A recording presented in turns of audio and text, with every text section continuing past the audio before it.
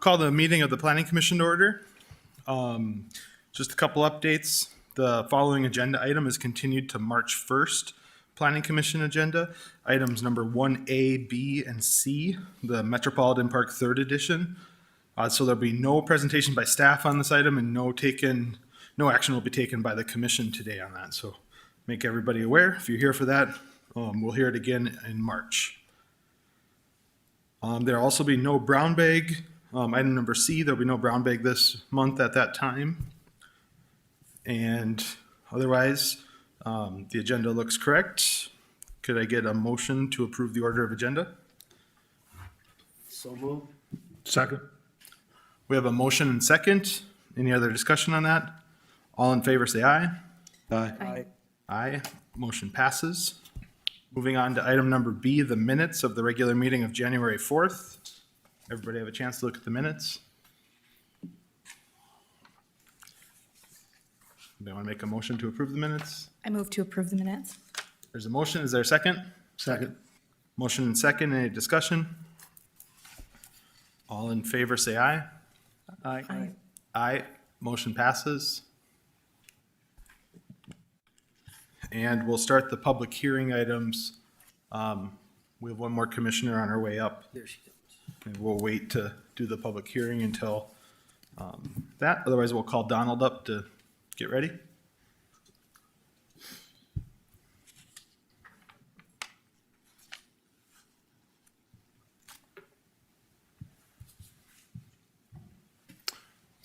Stage is yours, Donald.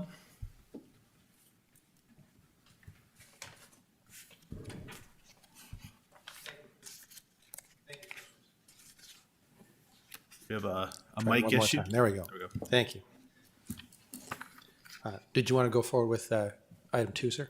Yes, item 2, please. Okay. Good afternoon, Commissioners. Donald Kress of the Department of Planning and Development.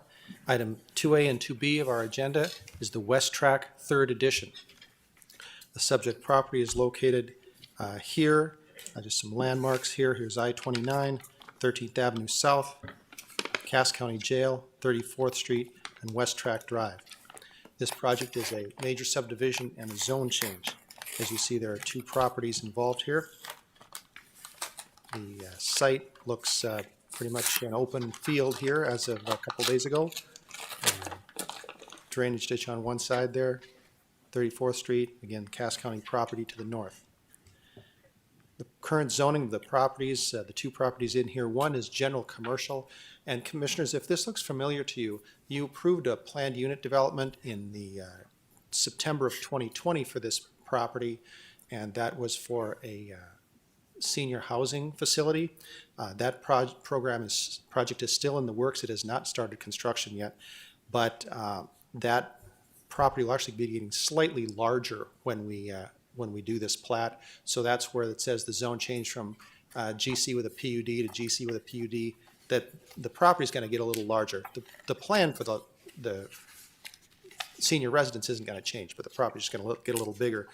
And then this gray is an ag zoning, and that's proposed to be zoned to limited industrial, which is what that surrounding tannish looking color here is, which is a reasonable zoning for this.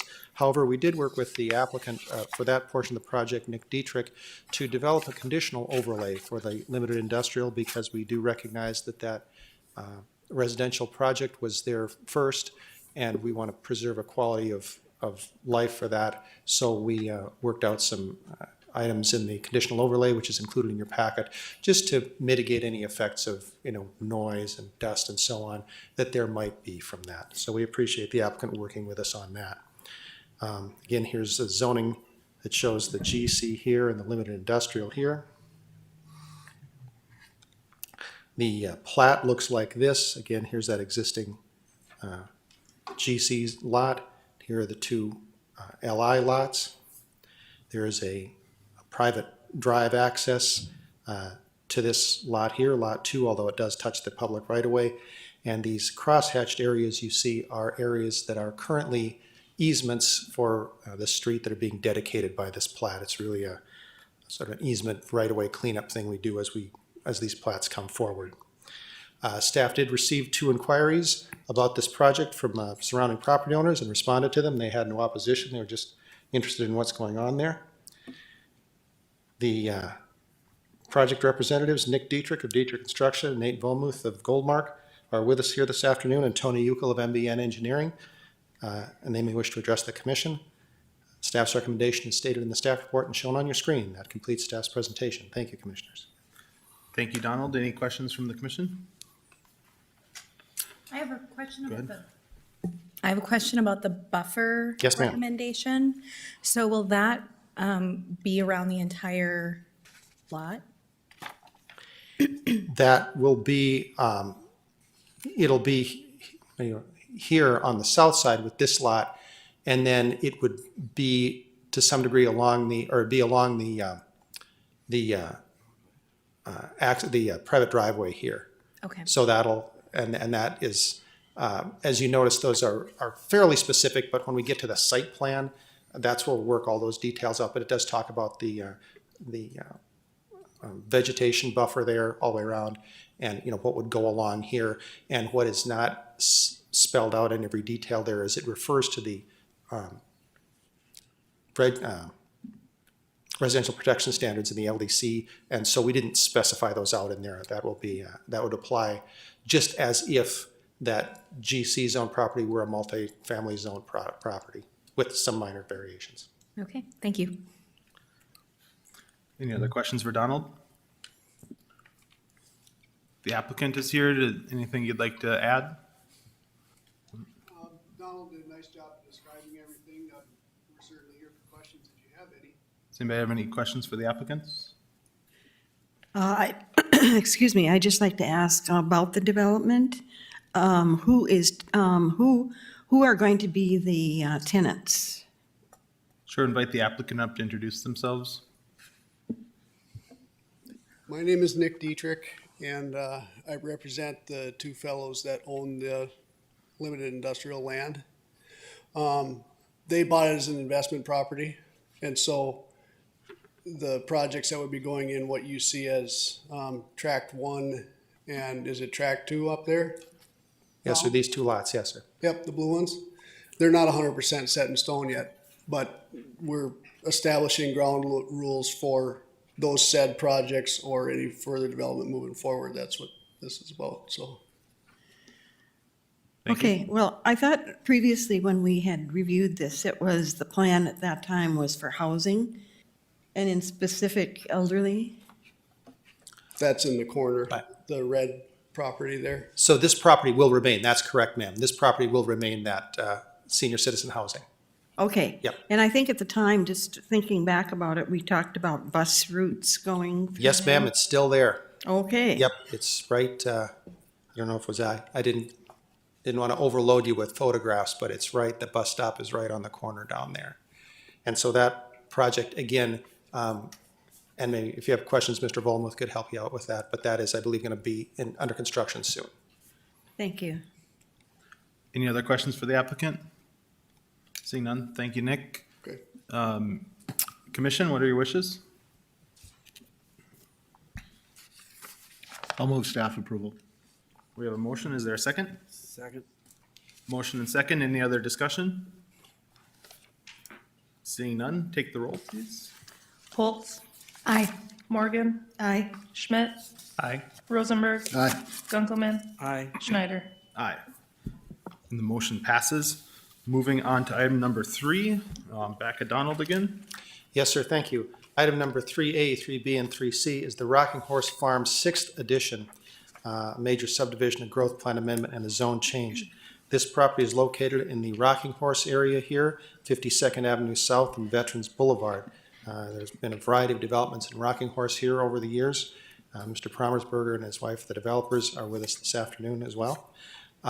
This project, Rocking Horse Farm 6th edition, proposes to cut out about a 10-acre piece here and dedicate some additional right-of-way to maintain connectivity with Veterans Boulevard and 52nd Avenue South. And the tenant for this area is going to be a new West Fargo Elementary School. And we have Mr. Mark Lemire of West Fargo Public Schools with us here this afternoon as well. So in order to do this, as you note, we have a growth plan amendment and a zone change. Let's finish looking at the site first. Again, similar to the last one, it's a snowy open field here. Here you're standing on the circle.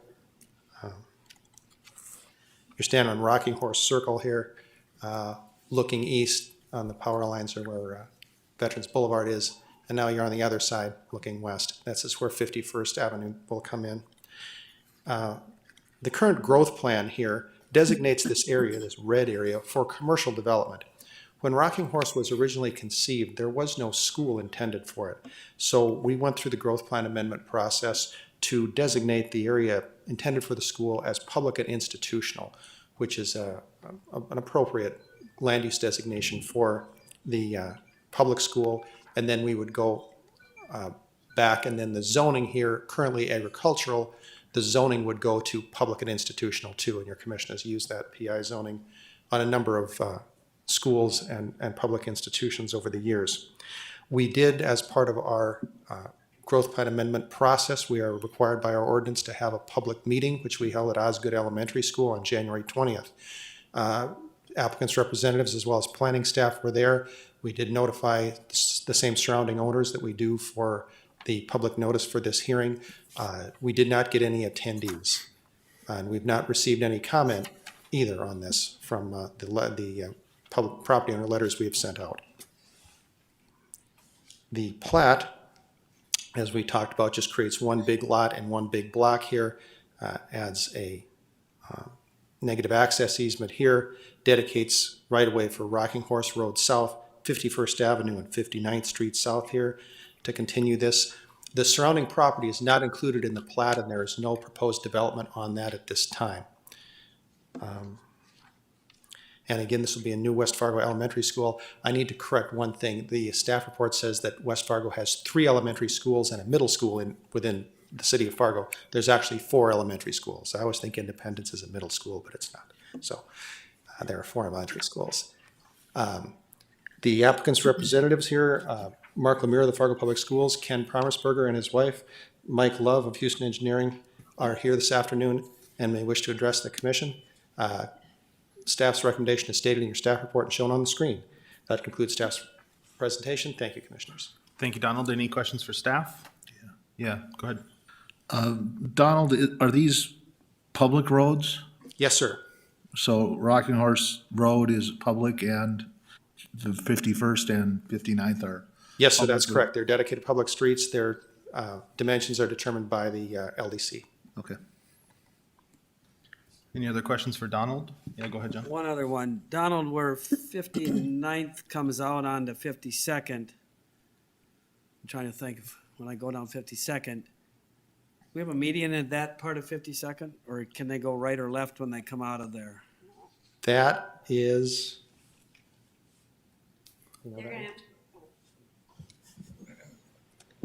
Donald, if you go back, you can see it. They'll have to go right or left, and then they'll do the U-turn.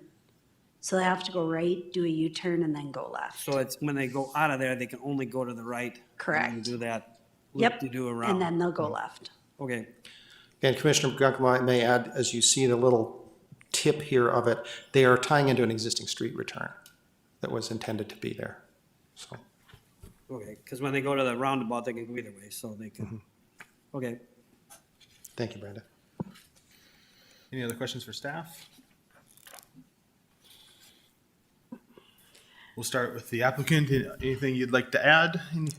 Good afternoon, commissioners. Mike Love with Houston Engineering. As usual, Donald did an excellent job of explaining everything, so I don't have anything to add, but happy to answer any questions. Any questions? I have a question for Mr. Lemire, if you want to join.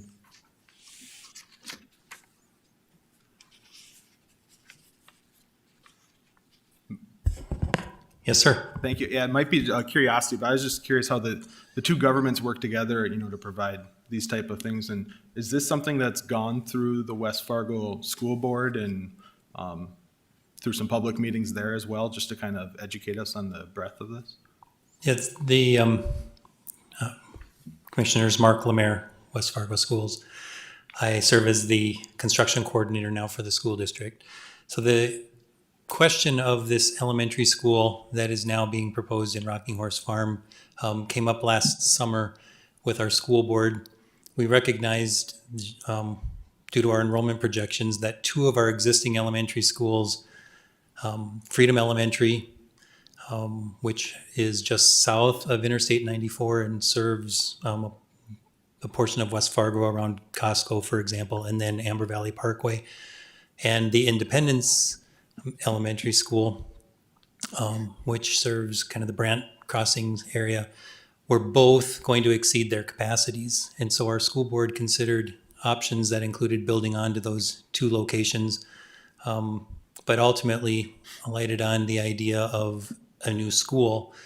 Then it became an issue of trying to find property in that portion of the city of Fargo. There really weren't many good options available other than the site that we were able to find in Rocking Horse Farms. This has been an area I've been in meetings with Ken Brommersberger for over 20 years with multiple superintendents as we've looked at this area and tried to ascertain whether a school made sense. And ultimately, at this point, because of proximity to those other two schools and the available property, the decision was made to build here. You may have seen recently in the news a couple of changes that are existing with the West Fargo School District, one of them dealing with secondary boundaries. But just last night at their workshop, our school board did consider how they might reapportion students in these neighborhoods to try to balance out those schools so that we are not over capacity as we wait for the completion of this new school. And so this has gone through a series of public processes at our board level, but now we'll be engaging directly with the public as we look at establishing these particular boundaries. That's going to happen now in the next couple of weeks. Okay, thank you. I wanted to understand what else had gone on for the public that may be watching this that didn't watch those, but also to understand where sort of our guidelines are, our scope is in this, that we're not deciding if a school is appropriate here as far as the school population is concerned. We're looking at the land use. So I just wanted to clarify all that. So I appreciate the background on it. Any other questions for either applicant, I guess? Yeah, could we keep this screen up for just a second? Yes, ma'am. Where it says subject property, that's to the south, right? Well, The school is in the corner? the school is within the black line. Yeah, the school is here, ma'am. Oh, okay. Yeah. So one of the things that we had talked about the last time Rocking Horse came up was we talked about like a kind of a greenway around the sphere at the center, and we talked about the possibility of a sidewalk around there, which was turned out to be not possible, apparently. And then also I'm wondering whether the Rocking Horse site at the center there is it gated? No, Rocking Horse is not a gated community. Okay, so I'm just thinking about the kids. So the kids get out of school, they want to go out and run around. Will the space to the south and then to the west there be available for playing or running or crossing if they live to the west? Currently, the space to the west of the black lines is undeveloped, and there's no hard and fast plans for that at this point. I believe currently it's contemplated as additional residential housing. On the school site itself, they're proposing its own playground facility for the school use, and then there'll be a connection to the bike path system to the north, which is Rocking Horse Park, so that space is also there. But the school wants to have its own dedicated park space for the kids. Yeah, I understand that. I just remember growing up with lots of space up on the north side as we kept moving further north. And one of the greatest things of being a kid and going to school that was up there was being able to explore and run around. And I was just hoping there wouldn't be a lot of restrictions for the children. Yeah, I mean, as long as it's a farm field, I don't think anyone will mind if the kids go run out and play in there. I live in the neighborhood. My kids love to go play out in there, so. Okay. Where there's one, there'll be more. Thank you. Any other questions for the applicant? Seeing none, thank you, appreciate it. Commissioner, Yeah, go ahead. if I just may add, we do appreciate the cooperation of the West Fargo School District in arranging to use Osgood School, and also Mr. Lemire provides some information that appears in your staff report on the history of the West Fargo school situation, so. Great. What are the wishes of the commission? Any other discussion or someone willing to make a motion? I'll make the motion to accept the findings of staff as presented. We have a motion, is there a second? Second. Motion and second, any other discussion? Seeing none, take the roll, please. Gunkelman, Aye. Holtz, Aye. Rosenberg, Aye. Schmidt, Aye. Morgan, Aye. Schneider. Aye. And the motion passes. Donald's going for a hat trick here. Move on to item number 4. Thank you, sir. Agenda item number 4 is industrial subdivision number 5, a minor subdivision. This is located in the North Side Industrial Park area. Here's I-29 here and 12th Avenue North here. This is 43rd Street and 14th Avenue North. As you see, the property has a large building on it and a large undeveloped area. The zoning in this entire area is GI, General Industrial, no zone changes proposed. The site looks like this. This building is Dakota Molding, and this is the large existing building. Here you're standing on 43rd, and then now you're on 14th Avenue. This large open space here is the part that's going to be platted into the undeveloped lot. The plat is very simply like this here. Again, Lot 1 accommodates the existing building with sufficient setback. The property line, keeps the required setback for the building from the new property line, and Lot 2 here is undeveloped. Again, a fairly straightforward plat. A little different naming than we usually do. Most of our subdivision names end in addition, but this is continuing a series of subdivision names that started back in the 80s. And after a conversation with the Cass County Recorder, we determined that we could accept this one as number 5 since there had been 4 previous. So we just roll along with that one. Again, fairly straightforward. The applicant is Nathan Eberson of Kalmar Properties. His representative, Brian Pattengale of Houston Engineering, is with us this afternoon. Staff's recommendation is stated in the staff report and shown on your screen. That concludes staff's presentation. Thank you, commissioners. Thank you, Donald. Any questions for staff? Seeing none, does the applicant have anything they wish to add? Only if there are questions. Thanks. Is there any questions for the applicant? Seeing none. Commissioners, what are your wishes? Move to accept the findings of staff. There's a motion. Is there a second? Second. Motion and second. Any discussion? I guess I'd just like to take a moment to thank staff. I know when you have a new school and these zone changes, the fact that you did public meetings and supplied information and we get nobody in our room, for instance, that means you guys have all done great work to get us here and keep it going smoothly. So appreciate that. Thanks, sir. Seeing no discussion, we'll take the roll. Schmidt, Aye. Morgan, Aye. Rosenberg, Aye. Gunkelman, Aye. Holtz, Aye. Schneider. Aye. The motion passes. Any other items for the commission from our wonderful staff? Seeing none, commissioners, take a motion to adjourn. So moved. Motion, is there a second? Second. All in favor, say aye. Aye. Aye. And meeting's done.